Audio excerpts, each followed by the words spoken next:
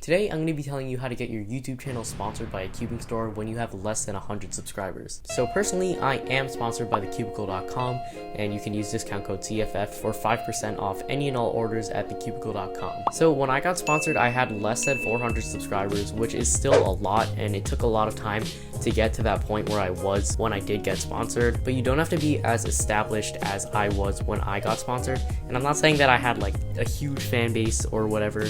I just had grown more than probably some of you have at this point in your YouTube channel. But if you're at that point or even further in your channel, then your likelihood of getting sponsored is much higher than if you have less subscribers. It is what it is. Cubing stores are usually only willing to sponsor you if you have somewhat of an established fan base, but that's not always the case, especially with the Cubicle. So I'm a really big fan of what the Cubicle is doing with their whole sponsorship program. I feel like the Cubicle gives smaller creators a chance because they really see opportunity for growth rather than just what it is for now. I don't know if I explained that well, but basically they're willing to sponsor smaller channels as long as they think that that channel will grow to become something really great. So for example, my friend Island Cubing, he got sponsored by the Cubicle with less than 100 subscribers because his videos were so high quality, and it was just obvious to the Cubicle that it was going to grow into something really great. And look at him now, he's multiplied his subscribers by like 5 times, and yeah, he's killing it, honestly. And I think that is testament to the judgment of the Cubicle. So yeah, they are willing to sponsor smaller creators as long as they see potential in that channel. Oh yeah, I'm not sure how it is for other brands. Like, I'm pretty sure Daily Puzzles has a certain limit to how many subscribers and average views you have to have per video in order to get sponsored by them,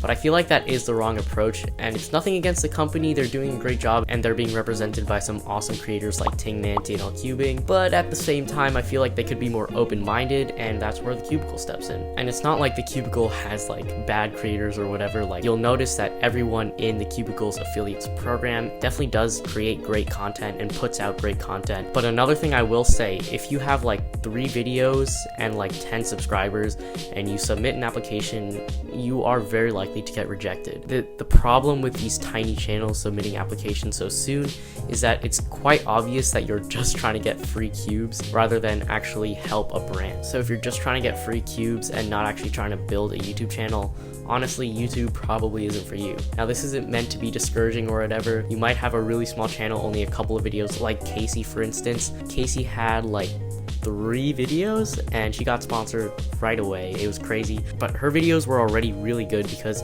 she had prior experience with other channels and video making, so that makes a little bit more sense. And if you also have prior experience and you think your videos are at that level, then yeah, feel free to submit an application, and Jules does look at every single application and considers them all equally. So yeah. One thing I will say though, before you submit an application, make sure you're applying to a brand that you really do like. And this is because you don't want to be representing something that you don't really stand for.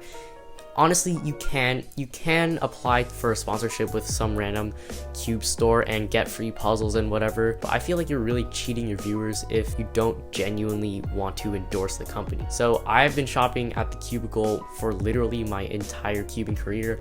I've only shopped at the Cubicle and I love the Cubicle. Their customer service is really good. This sounds like a promotional ad, but honestly, I just really did love the Cubicle before applying for a sponsorship there. So yeah. And another tip I have is when you're writing your application, don't just write it half-heartedly. Make sure you're putting your all into your application. Personally, I wrote like a whole essay for my application, and I definitely do think that that helped because Jules could see that I had ambition even though I wasn't huge on YouTube or established in any way, shape, or form. But I did have ambition, and I think he saw that I was ready for an opportunity like this. And yeah, if you get rejected, it's not anything against you personally. It's just that the brand probably just doesn't think that you can both help each other out. So obviously these businesses do have to stay profitable, so if they don't think that having this relationship with you is gonna make them money, then there's really no point in doing it at all. So if you do get rejected, don't be demotivated. Just keep on making videos and then feel free to submit an application later. Okay, so one thing I did want to talk about is you don't have to be sponsored in order to be creating on YouTube. I think there's this misconception within the cubing community